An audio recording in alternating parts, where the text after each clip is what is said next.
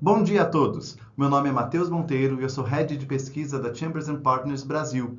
E é um prazer receber vocês no nosso webinar, da Submission ao Ranking. Hoje eu estou acompanhado do nosso Research Manager, o Henry Smith. Olá a todos! Também da nossa principal Research Analyst, a Jéssica Pinheiro Silva. Olá! E do Research Analyst, Lucas Pistilli. Oiê! A ideia desse webinar é trazer um panorama geral da pesquisa para quem nos assiste, seja para quem está pensando em participar pela primeira vez, até para aqueles mais experientes que já estão acostumados com os nossos processos. Isso mesmo, Matheus. Há alguns meses, nós pedimos para alguns escritórios e agências de marketing nos mandarem as suas dúvidas mais frequentes sobre a pesquisa. Com isso em mãos, a gente preparou essa apresentação, tentando cobrir a maior parte das questões. Por isso, desde já, muitíssimo obrigado pela colaboração de todos. E essa é a nossa agenda para hoje. Nós vamos começar com uma visão geral sobre a Chambers e as características próprias dos guias Chambers Brasil. Depois, vamos falar um pouco sobre o processo de ranqueamento. Nos itens 4, 5 e 6, nós vamos focar em cada um dos 3 pilares da nossa pesquisa, que são as submissions, o feedback dos referees e as entrevistas com os escritórios. E para deixar o nosso webinar ainda mais dinâmico, nós decidimos responder as dúvidas mais frequentes ao final de cada um desses tópicos, ao invés de deixar tudo para o final. É isso aí, Lucas. E por fim, nós vamos falar um pouquinho sobre a nossa equipe e os canais de comunicação com a Chambers. Aqui nós vamos dar um panorama geral sobre a Chambers Partners. Henry, me ajuda a contar essa história? Vamos lá, Matheus. A Chambers Partners é um diretório jurídico internacional baseado em Londres, com mais de 30 anos de experiência de mercado. Hoje, a nossa pesquisa cobre mais de 200 jurisdições espalhadas pelo mundo. Para isso, contamos com um time de mais de 200 pesquisadores, que juntos falamos mais de 20 idiomas. A Chambers é líder mundial, não somente em rankings jurídicos, mas também em inteligência de mercado. A nossa metodologia de pesquisa se diferencia dos competidores pela profundidade da nossa análise, principalmente em razão das milhares de entrevistas que realizamos por ano. A precisão dos nossos rankings é reconhecida por departamentos jurídicos de empresas do mundo todo, que consultam nossas tabelas na hora de realizarem suas contratações. Além disso, nós nos orgulhamos da independência e imparcialidade das nossas pesquisas, que não sofrem influências de pressões externas ou ganhos monetários. Tudo isso faz com que a Chambers se mantenha cada vez mais firme em seu objetivo, que é pesquisar de forma independente o mercado jurídico internacional, lançar luz sobre talentos excepcionais e fornecer informação de qualidade. Agora, vamos falar sobre as particularidades dos nossos guias Chambers Brasil. Quem acompanha nossos rankings há mais tempo sabe que até 2021 o Brasil era um capítulo dentro do Guia Chambers Latam. Por causa do efervescente mercado jurídico nacional e a crescente cobertura e expansão dos nossos rankings, a empresa tomou a decisão estratégica de lançar não apenas um, mas 4 guias totalmente dedicados ao Brasil. O Guia de Contentious é focado em identificar os escritórios e advogados que se destacam em suas práticas litigiosas. Hoje, o guia conta com 16 áreas, incluindo Dispute Resolution Litigation, Tax Litigation e Labor and Employment. A prática dos escritórios com atuação relevante em determinadas indústrias e setores também é reconhecida por nós. Áreas como Telecommunications, Public Law e Environment estão entre as 19 áreas cobertas pelo nosso guia de Industries and Sectors. A fim de fornecermos uma cobertura ainda mais abrangente do mercado jurídico, nós temos um guia totalmente dedicado aos escritórios e advogados com atuação regional importante. Nestes casos, é fundamental que os escritórios tenham sede e sócios baseados na região em que estão aplicando, bem como que os casos tenham origem ou impacto direto naquela região. Por fim, temos o guia Transactional, que contempla alguns dos nossos guias mais concorridos, como Corporate M&A, Capital Markets e Tax No Contentious. É também neste guia que ranqueamos os escritórios internacionais que têm atuação relevante no país. Para conhecer melhor o que nós entendemos por cada área de prática, você pode clicar no link Practice Area Definitions no site chambers.com. Os nossos guias são lançados em datas diferentes no decorrer do ano, mas a gente vai falar sobre isso no próximo slide. Obrigado, Lucas. Hoje, a nossa equipe tem 8 pessoas totalmente dedicadas a pesquisar o mercado jurídico brasileiro. E como a nossa cobertura não para de crescer, mais uma vaga foi recém-aberta e seremos 9 até o final do ano. Nosso time diverso e coeso fala mais de 3 idiomas e tem backgrounds variados entre advogados, jornalistas, entre outros. Os 4 guias da Chambers Brasil seguem seus próprios calendários. Aqui nesse slide, vocês podem ver como encaixamos as peças desse quebra-cabeça. Em azul escuro estão os meses em que caem os deadlines para os escritórios mandarem sua documentação para participar do processo de pesquisa. Em marrom estão os meses em que publicamos os guias e em azul claro estão os meses em que conduzimos as entrevistas, surveys e tomamos nossas decisões de ranking. Para contentious, o prazo para envio das submissions e listas de referees é em agosto. De setembro até março, nós realizamos as nossas pesquisas e a data de publicação do ranking é no início de abril. Em Industries and Sectors and Regions, são sempre publicados juntos, no mesmo evento, em junho. Vocês podem ver que a pesquisa de Industries começa em janeiro, mas temos um overlap de pesquisas entre os meses de março a maio. No entanto, o prazo para envio das submissions é diferente, sendo Industries and Sectors em dezembro e Regions em fevereiro. O Guia Transactional fecha o nosso ciclo de pesquisa anual. As documentações devem ser enviadas até abril. De maio até setembro, nós realizamos nossas pesquisas e os resultados são publicados em outubro. Como é o último guia do ano, durante o lançamento, nós compartilhamos com vocês os dados consolidados dos 4 guias, com números de crescimento, escritórios com mais departamentos e advogados ranqueados, e também os dados de diversidade, equidade e inclusão, que encontramos durante a pesquisa. Agora, Jéssica, vamos responder algumas perguntas frequentes sobre a nossa timeline. Onde eu encontro as datas exatas para envio dos formulários? Assim que publicadas, as datas ficam disponíveis no nosso site, em Research Schedule. Como vocês podem ver nesse slide, basta selecionar do lado esquerdo da tela quais guias vocês desejam participar, e logo ao lado direito irão aparecer as áreas de prática e seus respectivos status. Sim, e a partir desse ano nós temos uma novidade também. Nós estamos disponibilizando nosso calendário e-call para o Brasil. Inscrever-se é super simples e os escritórios, quem se inscreve vai receber alertas conforme os prazos se aproximam. É só acessar o link do e-call que está nesse slide. Próxima pergunta, Jéssica. Quando são publicados os guias?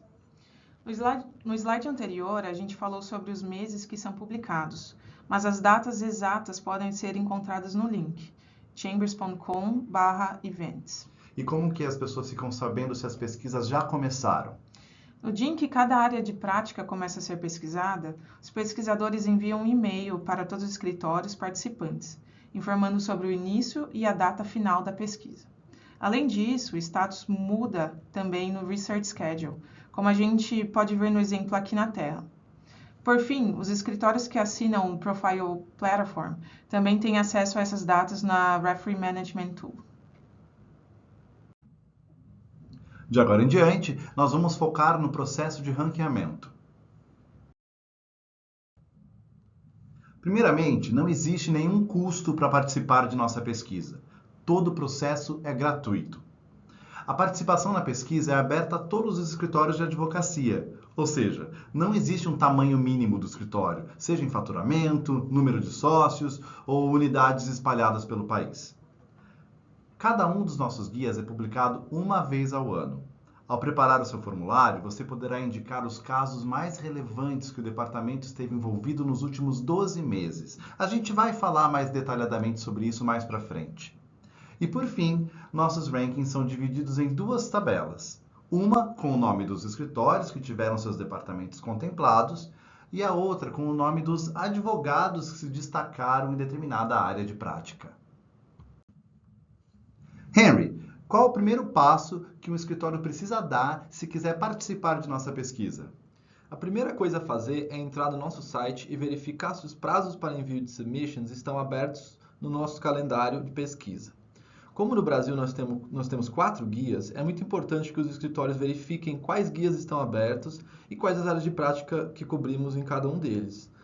Tudo isso está lá no nosso site, no Research Schedule. Ótimo. Então, o escritório entrou no site, viu que a área de prática que ele deseja aplicar está com o prazo aberto. O próximo passo vai ser preencher os 2 documentos fundamentais para participar da pesquisa. Um formulário, que a gente chama de submission, e uma lista de referees, Já já a gente explica melhor cada um deles. Por hora, é importante saber que os modelos da Submission e da Referee List podem ser baixados no nosso site. Aqui nesse slide, vocês podem ver o endereço no site e um screenshot da página onde estão os templates. E se essa for a primeira vez que o escritório participa de uma pesquisa, é necessário fazer o registro de uma conta do escritório no nosso site. Para isso, basta escrever um e-mail em inglês para enquiries@chambers.com, solicitando login e senha para ter acesso ao My Account. Com acesso ao My Account, o escritório pode fazer o upload da Submission e Referee Lists no site. Bom, vamos lá, recapitulando. Primeiro, o escritório verifica no nosso calendário. Depois, faz o download dos modelos dos documentos no site e preenche esses templates com as informações relevantes dos últimos 12 meses. Se não tiver login e senha ainda, pede para o nosso time de inquiries. Com o cadastro em mãos, basta acessar o My Account e subir esses documentos. Depois disso, basta aguardar um e-mail dos nossos pesquisadores informando sobre o início do respectivo ciclo de pesquisa. A partir desse momento, o escritório poderá fazer um follow-up com seus clientes, incentivando-os a participarem de nossas pesquisas. Um dos pilares fundamentais da nossa pesquisa é o formulário que os escritórios nos enviam, contando sobre o departamento e sobre os casos em que se envolveram nos últimos 12 meses. Agora, nós vamos falar o que você precisa saber para escrever uma submission bem-sucedida. Lucas, você me ajuda nessa? Vamos lá, Matheus. Antes de começar a preencher a submission, é importante que o escritório consulte as nossas definições de área de prática que estão disponíveis no site. Assim, estaremos alinhados sobre o que nós consideramos um trabalho relevante e qual tipo de informação estamos buscando para cada área. A submission é fundamental porque, através dela, temos informações fáticas sobre o departamento em primeira mão, ou seja, vindo diretamente do escritório. Claro, nós gostaríamos de convidar todos os departamentos para a entrevista, mas nós priorizamos as chamadas com clientes.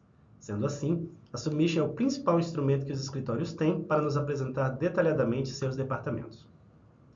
A análise da submission também nos fornece contexto, porque nos permite identificar o tipo de trabalho realizado pelo escritório dentro de uma determinada área de prática, e também nos permite ver com quais outros escritórios atuaram, o que é relevante para áreas contenciosas ou transacionais. A informação mais importante da submission são os Work Highlights. O escritório tem a oportunidade de nos apresentar os 20 casos mais complexos e sofisticados realizados pelo departamento nos últimos 12 meses. Esse material é fundamental para entendermos qual o grau de sofisticação do trabalho realizado e em qual nível ele se encaixa em comparação com os demais escritórios ranqueados. Também na submission, vocês têm a chance de apresentar seus comentários sobre os outros departamentos de outros escritórios e pares. Para tanto, pedimos que as opiniões sejam baseadas o máximo possível em fatos, como a opinião sobre escritórios que estiveram do outro lado da mesa ou com que trabalharam juntos em algum caso. Com relação à submission, é possível enviá-la tanto em Word, o que muitas pessoas já conhecem, quanto através de formulário online. Para saber mais informações, acesse o link que aparece na tela. A intenção é ajudar os participantes a ganharem tempo administrando todo o conteúdo online. Por fim, é importante ressaltar que a metodologia da pesquisa é a mesma, não importando a forma como as submissions são enviadas. Nós selecionamos as perguntas mais frequentes sobre submission e que você também pode estar se perguntando agora. Lucas, vamos lá. É possível incluir mais do que 20 casos na submission? Essa é fácil, Matheus. Não pode. Caso os escritórios mandem um número maior de casos, nós só vamos considerar os 20 primeiros. Ótimo. E existe diferença entre o tratamento dado aos casos publicáveis e os casos confidenciais? Não tem diferença nenhuma na nossa análise, mas eu faço a ressalva de que nos nossos editoriais nós não usamos os casos confidenciais.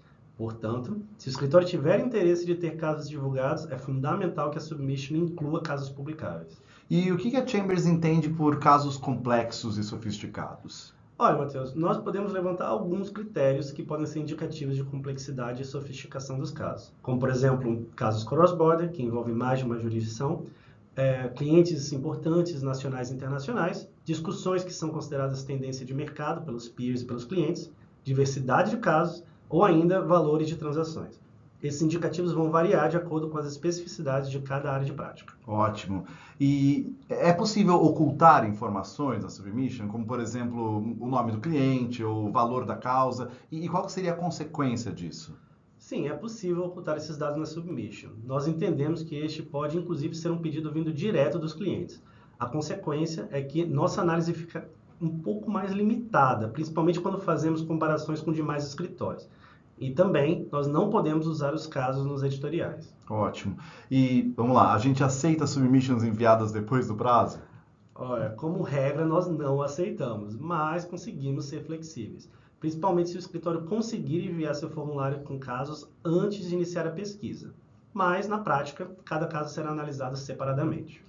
Vamos lá. Um work highlight, ele pode ser citado em submissions diferentes, digo, de diferentes áreas de práticas? Essa é uma pergunta que aparece bastante para a gente, na verdade. Olha, para tirar qualquer dúvida, sim, o mesmo caso pode ser citado em mais de uma submission, porque nós sabemos que o overlap de áreas é bastante comum. Assim, o mesmo caso que pode ter, por exemplo, aspectos extremamente relevantes em real estate, também pode ter mesmos aspectos relevantes para o environment. No entanto, é fundamental que o escritório destaque na submission quais são os aspectos relevantes para cada área de prática. Nos próximos slides, nós vamos falar especificamente sobre a lista de referees e a Referee Management Tool.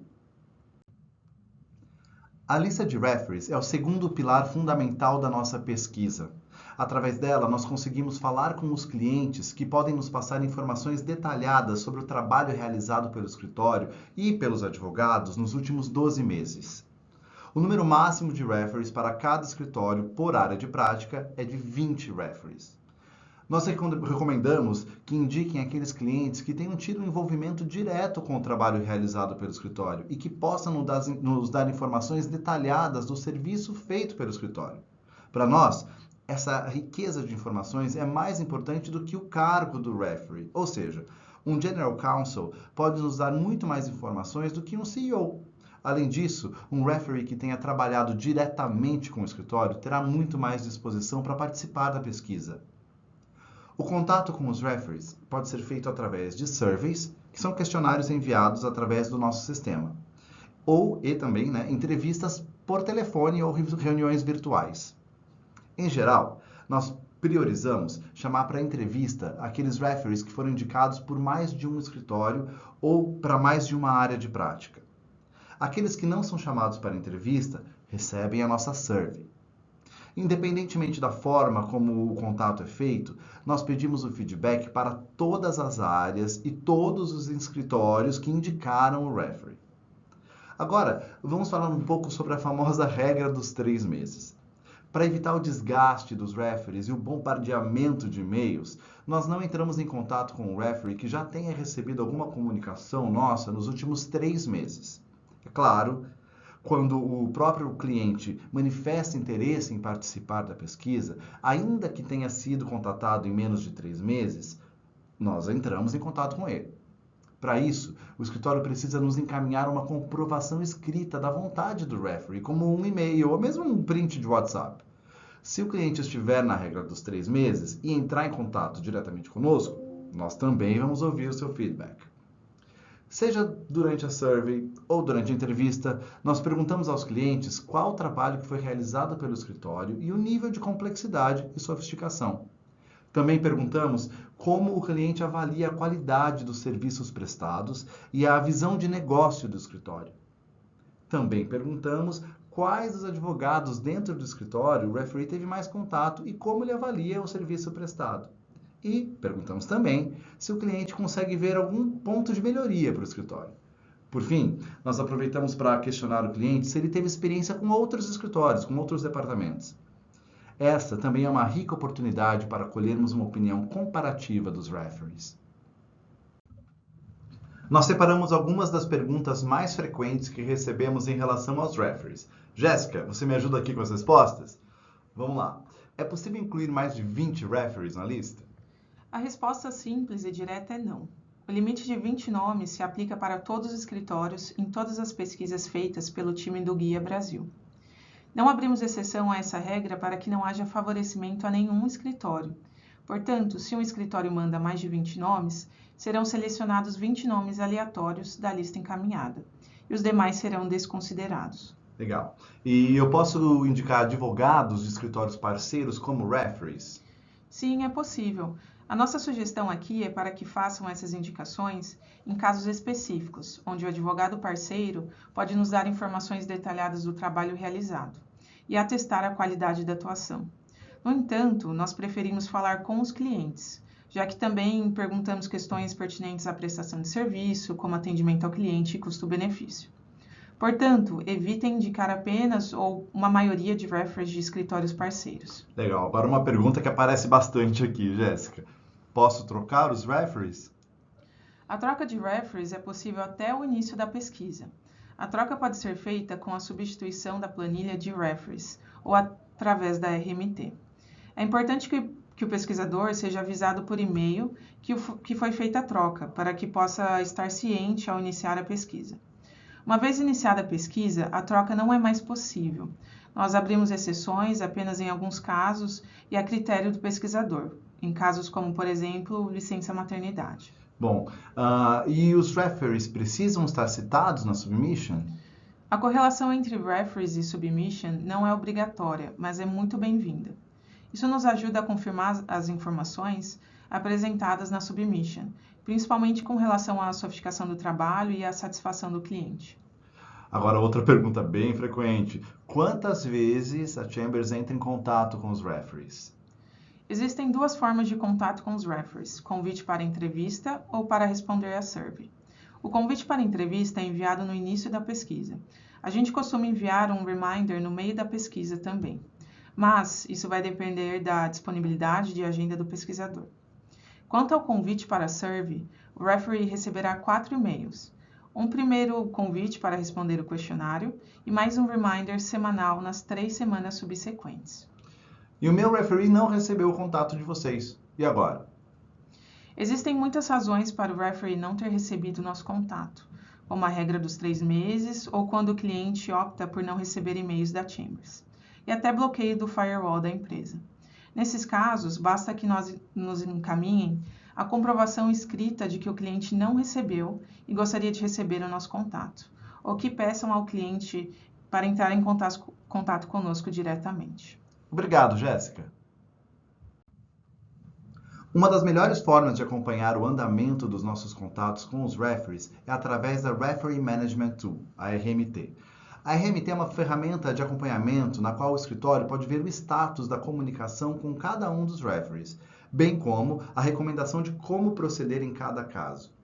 Como nós preservamos o sigilo das nossas fontes, a ferramenta não irá dizer se o referee nos deu ou não feedback sobre o departamento, mas permite que o escritório saiba que nós já entramos em contato com seus referees e que, portanto, não é necessário que entre em contato conosco.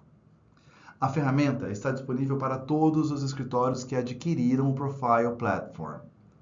Para que a plataforma funcione normalmente, é necessário que a submission e a lista de referees sejam enviada dentro do prazo, garantindo que os dados dos clientes sejam devidamente processados. A plataforma possibilita que sejam feitas modificações na lista de referees até o início da pesquisa. Depois de iniciada a pesquisa, não é possível realizar alterações na lista. Uma informação importante: a ferramenta não é administrada pela equipe de pesquisa. Ela é gerenciada pela equipe de Customer Success. E é para eles que devem ser encaminhadas dúvidas, comentários e solicitações referentes à RMT. Henry, você me ajuda a responder as perguntas mais frequentes sobre a Referee Management Tool? Claro, Matheus, vamos lá. Por que estão faltando alguns nomes de clientes na minha RMT? Bom, nós precisamos processar os dados dos referees. Alguns são processados automaticamente, outros precisam ser feitos manualmente. Por isso, até 2 semanas antes do início da pesquisa, pode ser que tenha alguns nomes faltando na RMT. Quando alterações são feitas na lista de referees, é sempre importante avisar o pesquisador, para que ele possa verificar se há necessidade de processar mais algum referee. Lembrando que nós temos um limite de 20 referees por escritório. Se forem enviados mais de 20 nomes, alguns nomes não vão aparecer mesmo, pois serão aleatoriamente selecionados apenas 20. Bom, próxima pergunta. Os status da RMT são modificados manualmente? Não, Matheus. Os status são atualizados automaticamente de acordo com as mudanças feitas no nosso sistema. Por exemplo, os status atualizam quando mandamos um convite para a entrevista ou para a survey, ou quando é feita uma entrevista. Próxima pergunta. Quanto tempo demora para mudar os status? Bom, como eu mencionei anteriormente, os status mudam automaticamente de acordo com as alterações no sistema. Contudo, nem sempre a atualização é em tempo real. Pode ser que demore até o dia seguinte para refletir na RMT. O referee disse que respondeu à pesquisa, mas o status não está atualizado na RMT. Por quê? Bom, não existe uma resposta simples para essa pergunta, Matheus, mas podemos pensar juntos em algumas opções. Pode ser que a entrevista já foi feita e ainda está no buffer para alterar na ferramenta. Pode ser que o referee tenha se confundido com outra pesquisa nossa, que ele tenha participado um tempo atrás, ou ainda pode ser que tenha se confundido com outro diretório. O que significam os status da RMT? Olha, essa é uma pergunta frequente e nós não vamos nos aprofundar muito nas respostas. Vocês podem encontrar as definições de cada um dos status no nosso Frequently Asked Question, que é totalmente dedicado a Referee Management Tool, que vocês podem ver aí na tela. Mas nós podemos dar uma breve explicação sobre alguns dos status. Vamos lá, o status de pending é quando ainda não tentamos entrar em contato com o referee. Esse é o status ao se iniciar a pesquisa. O status de in progress significa que nós estamos no comecinho da pesquisa e já enviamos nossa comunicação para o referee e estamos aguardando uma resposta. O status de contacted aparece assim que obtivermos uma resposta por parte do referee. Isso pode indicar que ele respondeu à survey, participou de uma entrevista ou negou expressamente participar da entrevista ou da pesquisa. Nós não especificamos se o referee deu ou não feedback sobre o escritório, de novo, porque a gente garante o completo anonimato das fontes. Em todos esses status, o que vocês devem fazer é apenas aguardar. Vocês não precisam fazer mais nada. Agora, nós temos os status de Action Required. O status de Action Required aparece em 3 casos, Matheus. Quando o referee se descadastrou do nosso mailing, quando o e-mail está inválido ou quando o referee não respondeu. Quando o referee tiver se descadastrado, vocês podem substituí-lo através da plataforma antes do início da pesquisa. Caso o referee, mesmo tendo se descadastrado, tenha manifestado interesse em responder à pesquisa, basta encaminhar a comunicação dele por escrito para o pesquisador responsável ou para a equipe de inquiries. Assim, podemos atualizar no nosso sistema para que possamos enviar o contato ao referee. O status de invalid email significa exatamente isso, que o e-mail não existe ou está errado e nós recebemos uma notificação de falha do envio. O recomendado nesse caso é que seja passado o e-mail correto para o pesquisador ou que peçam ao cliente para entrar diretamente em contato com ele. Por fim, quando chegamos no meio do período de pesquisa, se ainda não tivermos nenhuma resposta por parte do referee, o status muda para Action Required, No Reply. Nesse caso, recomendamos que vocês incentivem o referee a participar da pesquisa. O ideal é que façam isso o quanto antes, assim que o status indicar essa recomendação, para garantir o tempo hábil para que o referee consiga falar com a gente. Obrigado, Henry. Vale a pena a gente ressaltar, mais uma vez, que as dúvidas sobre o funcionamento da ferramenta devem ser enviadas para a equipe de Customer Success no endereço customersuccess@chambers.com. Ou então, mais uma vez, verificar o nosso FAQ online em chambers.com/fax. Agora vamos conversar sobre as entrevistas que fazemos com os sócios dos escritórios. Eu vou convidar de volta a Jéssica para me ajudar nos próximos slides. É importante deixar claro que nossas entrevistas com sócios não são obrigatórias e não trazem vantagens para o escritório entrevistado. A entrevista é uma oportunidade para conversarmos sobre as tendências de mercado em qual o sócio e a sua equipe atuam e receber feedback sobre o ranking. Ocasionalmente, podemos perguntar sobre a atuação ou esclarecer informações da submission. Legal, Jéssica. Esse último tópico aqui, a gente está perguntando quem é elegível para ser chamado para uma entrevista e como nós fazemos essa seleção. Nós observamos alguns critérios para convidar para a entrevista. Como regra geral, nós chamamos apenas advogados ranqueados. Também procuramos convidar sócios de diferentes escritórios por ano, para manter um olhar múltiplo e abrangente sobre a tabela.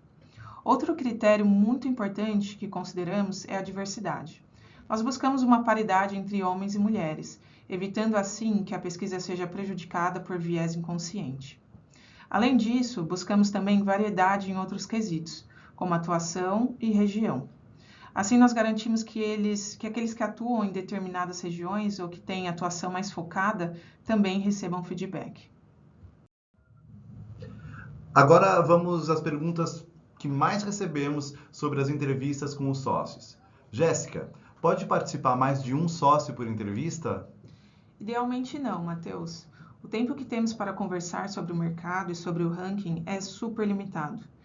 Quando mais de um advogado participa, é comum que o tempo se esgote antes que o pesquisador consiga finalizar a entrevista, uma vez que todos querem dar suas respostas. Por isso, quando há mais de um sócio presente na entrevista, nós buscamos focar apenas naquele que foi inicialmente convidado, e os demais são bem-vindos a fazerem contribuições pontuais.